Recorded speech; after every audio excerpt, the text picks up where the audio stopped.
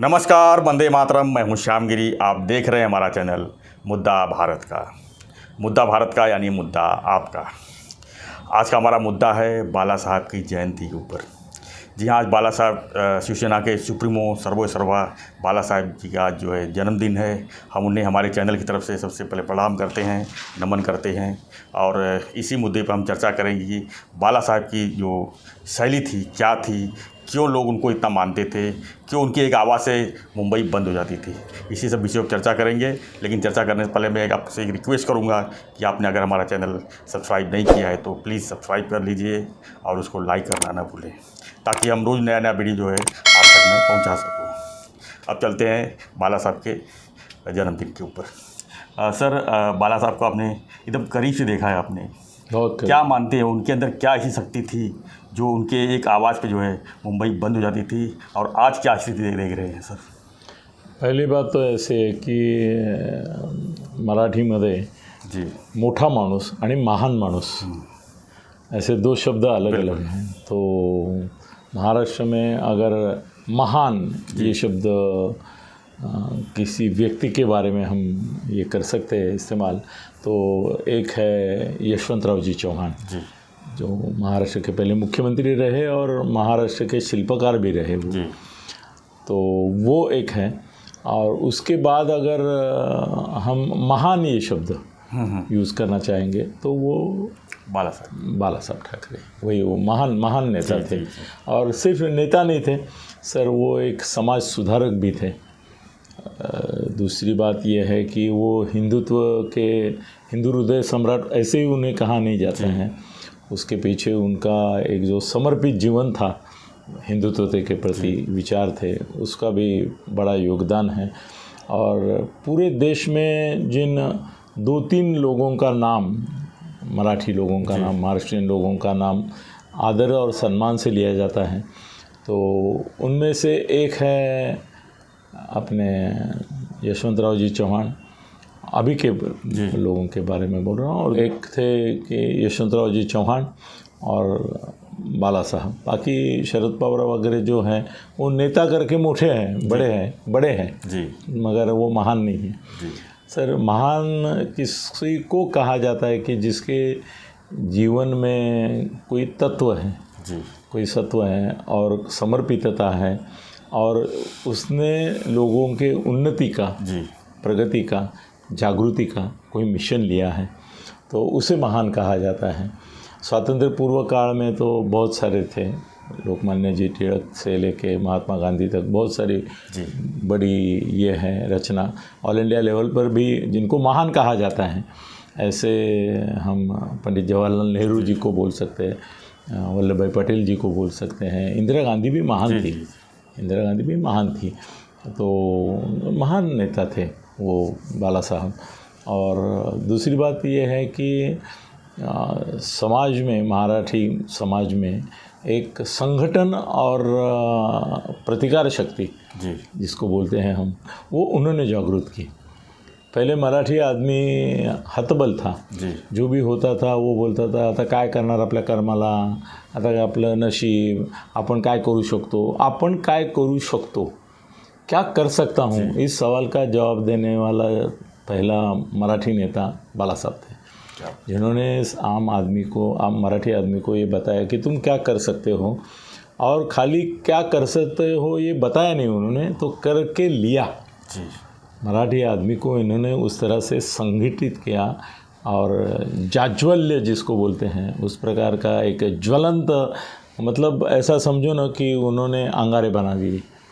अंगारे जो मन में थे कोयला बन के, उनको आग जला दी। और उसकी वजह से महाराष्ट्र की राजनीति को बड़ा एक नया क्रांतिकारी टर्न भी आ गया। जी, तो सर इसमें एक सवाल बहुत बड़ा उठ रहा है कि उन्होंने काफ़ी आपने उनको देखा करीब से, ऐसा उनके अंदर ऐसा क्यों लगा कि आपको कि 99 के बाद सत्ता में नहीं आ पाई? वो काफ़ी प्रयास किए कि शिवसेना भाजपा के साथ में सत्ता में आए, लेकिन वो उनके बाद 95 के बाद जो है सत्ता में उनको राज्य में नहीं आने दिया गया। क्या आपको क्या लगता है कि उनके कुछ कारण थे?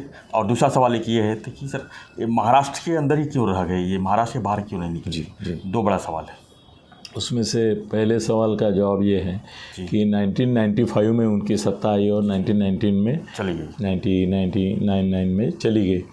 मगर उसके पहले सर करीबन 20-25 साल से वो मेहनत कर रहे थे, मेरे ख्याल से 68 जी, अभी 68 से 95 तक उन्होंने बहुत सारे प्रयास के लिए। उनकी सभा को लाखों लोग जमा होते थे जी बिल्कुल, मगर जितने लोग जमा होते थे उतने वोट नहीं पड़ते थे। यस, उनको सुनने के लिए आते थे लोग, उनसे प्रेरणा लेने के लिए आते थे, मगर उनको पॉलिटिकली एक पार्टी करके जो वोट करना चाहिए या एक आशा उम्मीद रखनी चाहिए कि ये सत्ता पे आएंगे तो कुछ करेंगे। तो ऐसा हो गया कि उनको अपोजिशन में एक मजबूत अपोजिशन कौन हो तो शिवसेना करके उन्होंने वोट नहीं दिए, इसके लिए वो सत्ता में नहीं। और 95 में भी सर एक बड़ा खुलासा ऐसा है कि 95 में भी वो सत्ता में नहीं आते थे। 1,00,000% मैं बताता हूँ आपको अंदर की चीज़, वो नहीं आते थे। 95 में भारतीय जनता पक्ष के साथ उन्होंने जो युति सरकार बनाई वो कतई ही नहीं बनती थी, कतई ही नहीं बनती थी। जैसे 99 में नहीं, अपने 2019 में अगर उद्धव कांग्रेस और राष्ट्रवादी के साथ नहीं जाते तो वो सरकार नहीं बना पाते। सर अब तक शिवसेना की सरकार ही नहीं बनती थी। 95 में जो सत्ता हुई उस सत्तांतर का मैं साक्षीदार हूँ। सर प्रतापराव भोसले, शंकरराव चौहान मेरे गुरु, खताळ पाटिल नागर के एक थे, सुधाकर नाईक, इन 4 लोगों ने एक जगह बैठे हो हमारे प्रतापराव के घर में। और मैं तो शागिर्द था उनके यहाँ पे, तो सब बातें सुनने को मिलती थी मुझे। शंकरराव ने बोला कि किसी भी हालत में कुछ भी हो जाए, शरद पवार जी को, मतलब शरद पवार को अपने को मुख्यमंत्री बनने नहीं देना है। अगर उसको उनको मुख्यमंत्री नहीं बनने देना है तो अपने को जो अपक्ष चुन के आए हैं, जो अभी शरद पवार की वजह से अपनी ओर आने के लिए निकले हैं, और वो 25 है, वो 25 यहाँ आके शरद पवार मुख्यमंत्री बनना चाहते हैं। जो सीट कम पड़े हैं उससे ज़्यादा तो उनके पास अपक्ष हैं। तो हम ऐसा करेंगे कि उन अपक्षों को बुलाएंगे और बोलेंगे शरद पवार जी के साथ मत जाओ, हम आपकी व्यवस्था करते हैं। व्यवस्था में सब कुछ आ गया। और उन्होंने मनोहर जोशी को फ़ोन किया, बाला साहब को फ़ोन किया कि भाई हमारे पास 25 लोग हैं, वो आपको हम देते हैं, शरद पवार की सरकार नहीं आनी चाहिए, इतनी हमारी इच्छा है।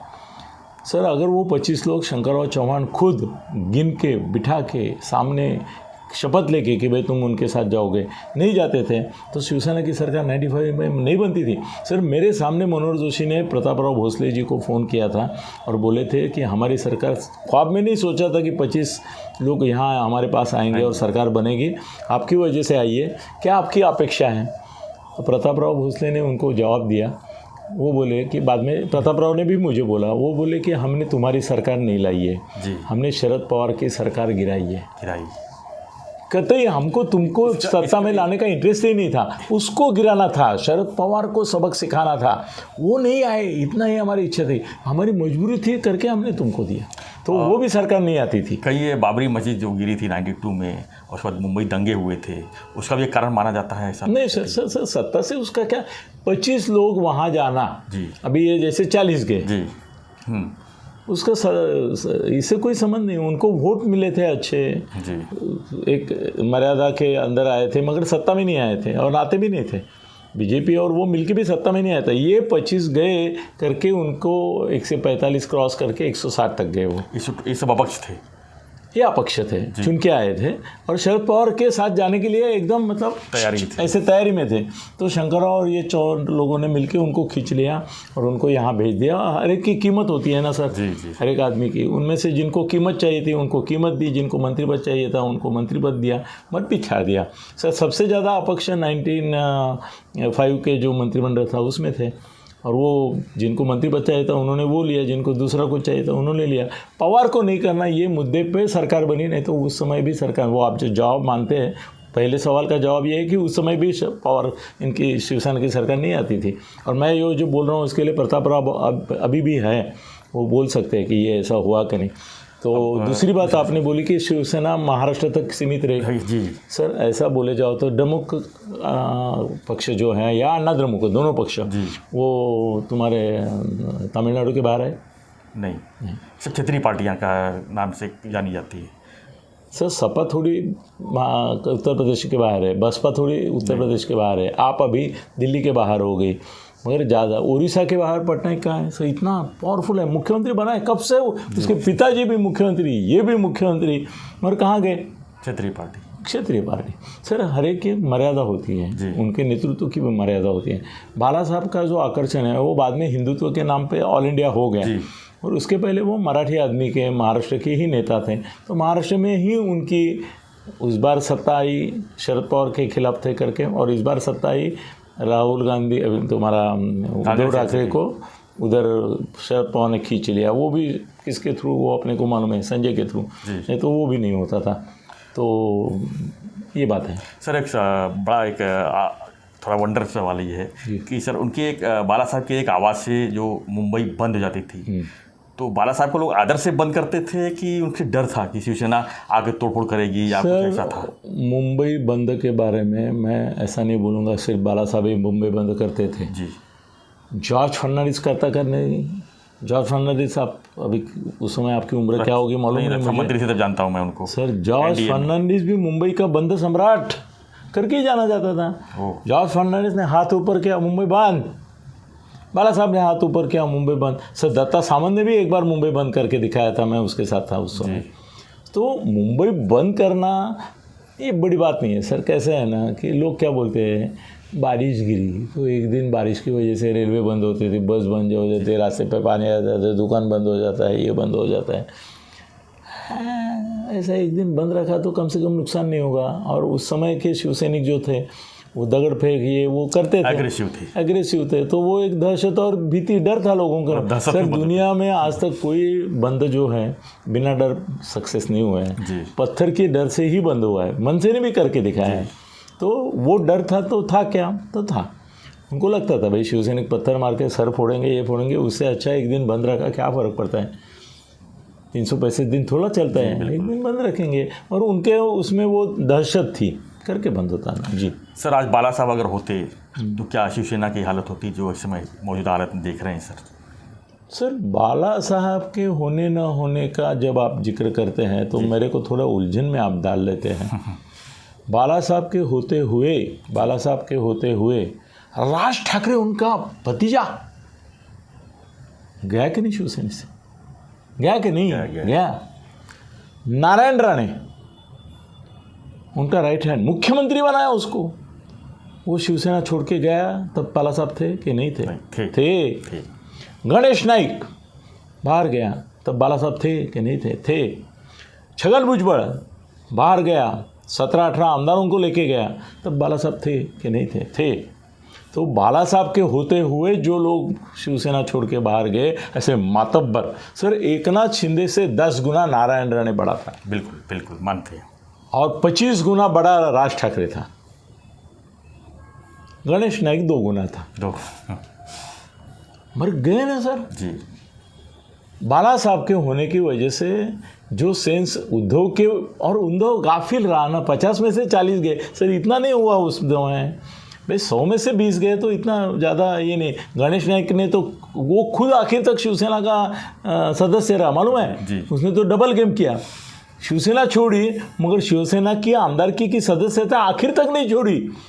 चुनाव में जब गया तब भी छोड़ी। हाँ तो शाना था।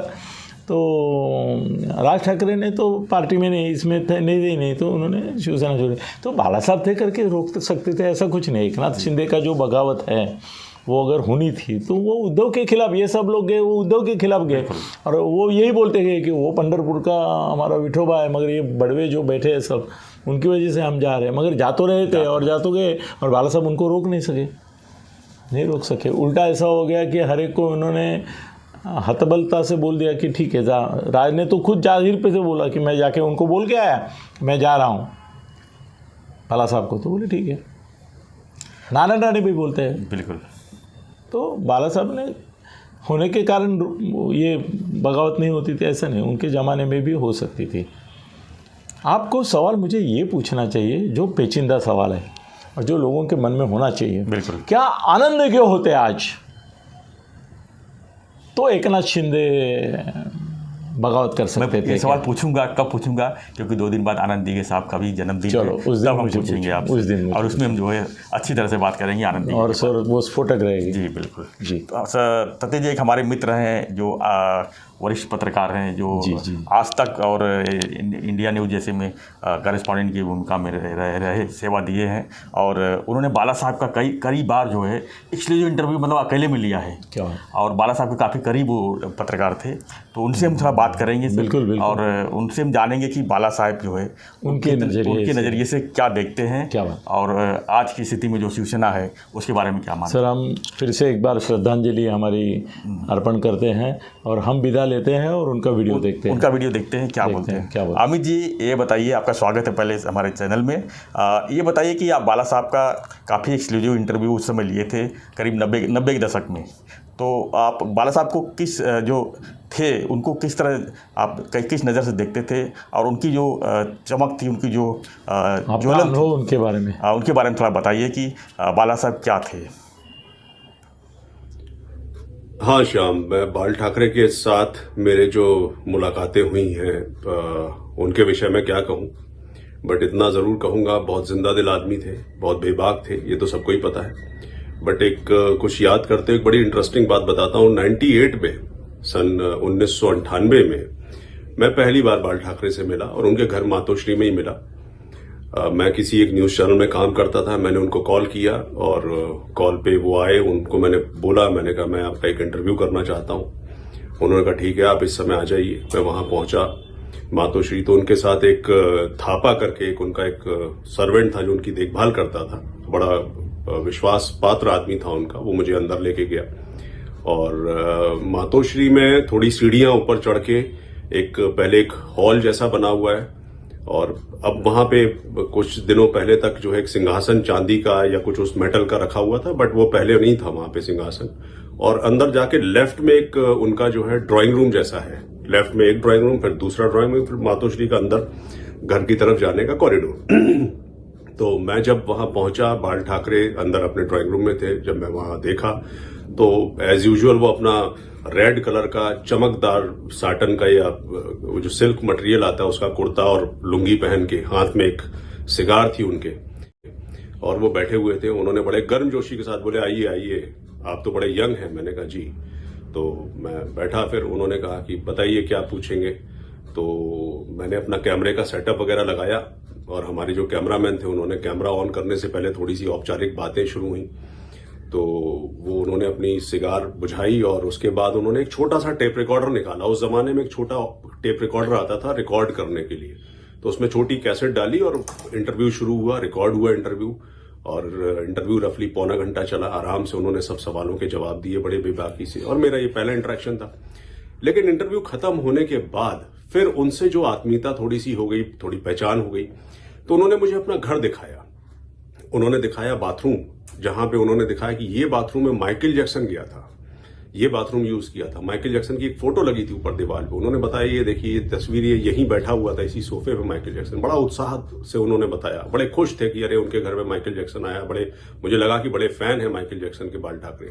मतलब उनका ये जो रूप था कि वेस्टर्न म्यूजिक, माइकल जैक्सन, उनको भी वो पसंद करते हैं, और मुंबई के डेवलपमेंट या मुंबई को जो ग्लैमर इंडस्ट्री है उसको और ग्लैमराइज करने के लिए माइकल जैक्सन को शायद उनके ही माध्यम से या किसी तरह से बुलाया गया था। शायद उसमें उनका एक बहुत बड़ा भूमिका थी।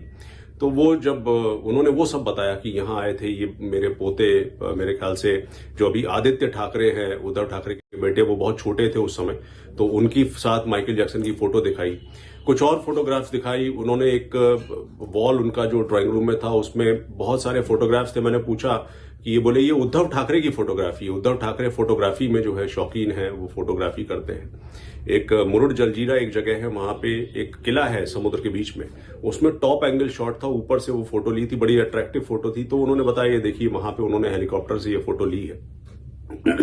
इस तरह की बहुत सारी बातें उन्होंने की, पूरा घर दिखाया। और प्लस जब मैंने उनसे वो टेप रिकॉर्डर के बारे में पूछा, एक और घटना आपको बता देता हूं। जब मैंने उनसे पूछा बाला साहब हम तो इंटरव्यू आपका कर ही रहे हैं, ये टेप रिकॉर्डर आपने क्यों रिकॉर्ड कर रहे हैं? तो बड़े हंसते हुए बोले देखिए आप लोग मीडिया के लोग हैं, आज जो मैं किस परिप्रेक्ष्य में बात कर रहा हूं उसको एडिट करके काट छाट के इसकी बात उसके मुंह में, उसकी बात उसके मुंह में डाल के जो ये करते हैं, इससे मैं बहुत खिलाफ रहता हूं इस बात के, इसलिए मैं रख रहा हूं कि ताकि मैं आपको बता सकूं नहीं मैंने ये बात इस तरीके से नहीं इस उसमें की थी, इसलिए मैंने ये रिकॉर्ड किया। तो इस तरह से बड़ी अच्छी वो चीजें, बड़ा निर्भीक एक स्वभाव था उनका, बड़ा जिंदा दिली से बोलते थे और बोलने के पहले वो सोचते नहीं थे। वो आजकल के वो श्रूड पॉलिटिशियन जैसे बाला साहब नहीं थे, बिल्कुल नहीं थे। और दूसरी बात एक और मैं आपको बताता हूं, उसी समय मैं उनको जब ये सब देख रहा था तो उस समय उद्धव ठाकरे सक्रिय राजनीति में नहीं थे। तो मैंने उनको एक सवाल किया और उस समय राज ठाकरे बड़े बाला साहब के बाद नेक्स्ट लीड और लोग, तो मैंने उनको ये पूछा कि एक ऐसी आउट ऑफ सिटी मेरे मुंह से निकल गया, मैंने कहा बाला साहब आपके तो सब कोई उस समय बिंदा ठाकरे शायद नहीं रहे थे या थे मेरे ख्याल से, आई डोंट नो, बट याद नहीं है मुझे। बट मैंने उनको पूछा, मैंने कहा आपका लीगेसी संभालेगा कौन, क्योंकि उद्धव ठाकरे फोटोग्राफी में है और बाकी दो बच्चे पॉलिटिक्स में उस तरह से है नहीं। तो फिर कुछ सोच में पड़ गए, बोले हाँ बोलते तो तुम सही हो लेकिन देखते हैं क्या होता है, समय क्या करता है। बट उसके बाद वो जिस हिसाब से थोड़ा 2 मिनट रुके और 2 सेकंड रुके, 5 सेकंड रुके और सोच में पड़ गए, तो ये भी एक बड़ा अजीब सा संयोग रहा कि उसके बाद ही उद्धव ठाकरे फिर उसके 2-3 साल बाद फिर राजनीति में वो आ गए और फिर वो राज ठाकरे ने अलग पार्टी बना ली। तो इस तरह का ये सारा इक्वेशन, मुझे जो पुरानी यादें उनकी है, बट उसके बाद मेरी कई बार मुलाकातें हुई, लेकिन ये मेरा पहला अनुभव था उनके साथ मिलने का, जो एक पहली बार के मुलाकात में मुझे कभी ऐसा लगा नहीं कि मैं बाल ठाकरे को नहीं जानता हूं पहले से, मतलब या तो सिर्फ फोटो में देखा या न्यूज़पेपर में पढ़ता रहा, इतनी बड़ी शख्सियत से मैं मिल रहा हूं। उन्होंने ऐसा बिल्कुल आभास नहीं होने दिया और ना मुझे ये आभास होने दिया कि बाल ठाकरे ही मुझसे खुद पहली बार मिल रहे, क्योंकि उसके पहले तो कभी मेरा शक्ल देख, मैं तो उनको फोटो में देखा हुआ था लेकिन वो तो मेरी शक्ल भी नहीं जानते थे। लेकिन उसके बाद जितने बार 2008 तक मेरा उनके साथ बड़ा अच्छा संपर्क रहा मुंबई में, और इंटरव्यूज तो मैंने 2-3 बार किए, उनकी दशहरा रैली भी कवर की शिवाजी मैदान में। और जिस तरीके से बाल ठाकरे का व्यक्तित्व था, वो उनको मेमोरीज बहुत सारी उनकी जो थी वो बड़ा याद था उनको सारा कुछ। और मेरा जब 2008 में जो मेरी, क्योंकि उसके बाद मैं फिर बॉम्बे एक अलग चैनल में, न्यूज चैनल में यहाँ आ गया वापस दिल्ली, तो फिर मैंने जो देखा उनको कि वो आखिर तक, उसके बाद कॉल पे 1-2 बार मेरी बात हुई जब उनका एक ऑपरेशन हुआ था और वो बीमार से थे थोड़े से, आखिर में जो थोड़ा उनको शायद पाइल्स का प्रॉब्लम था मेरे ख्याल से। तो फिर वो भूले नहीं, वो कभी भी हाँ भाई और कैसे हो, वो उनका एक अपना परिचित अंदाज में, और बड़ी भारी सी आवाज थी, फोन के ऊपर तो और भारी लगती थी उनकी आवाज, एकदम कड़क खनकती हुई आवाज। तो खैर मैं तो बाल ठाकरे के पर्सनालिटी का बड़ा कायल हूं आज भी, उनके उस जज्बे को सलाम, हौसले को सलाम। और बाल ठाकरे जैसे नेता इस देश में क्या दुनिया में बहुत कम पैदा होते हैं, अब तो खैर ये वो ही नहीं। तो ये मेरी एक छोटी मोटी कुछ यादें हैं। धन्यवाद अमित जी। तो सर ये थे अमित भारद्वाज जी जो हमको बता रहे थे कि बाला साहब के बारे में काफ़ी चीज़ें बताई उन्होंने, और उन्होंने ये एक जिक्र किया ये भी कि जब हम बाला साहब से 99 में मिले थे तो उनसे एक जिक्र किए थे कि आप तो राज ठाकरे को सब कुछ दे रहे हैं, आपके बेटे के लिए क्या रखा है, क्योंकि उन्होंने उनको पेंटिंग दिखाई थी एक कि ये उद्धव ने जो है ये अलीबाग में एक फ़ोटो निकाला था हेलीकॉप्टर से, वो फ़ोटो दिखाए, बोले ये फ़ोटो ही खींचते रह जाएगा कि नेता भी बनाएंगे उसको। तो ये सब जिक्र किया उसने, काफ़ी काबिलियत है। धन्यवाद अमित जी। तो थत्ते जी आपने भी जो बाला अलग दृष्टिकोण से देखा है, तो हम बाला साहब को एक बार फिर से नमन करते हैं, उनको प्रणाम करते हैं। और आप लोग जो है हमारा चैनल देखते रहिए और सब्सक्राइब अगर नहीं किए तो सब्सक्राइब कीजिए। धन्यवाद। जय हिंद, जय महाराष्ट्र।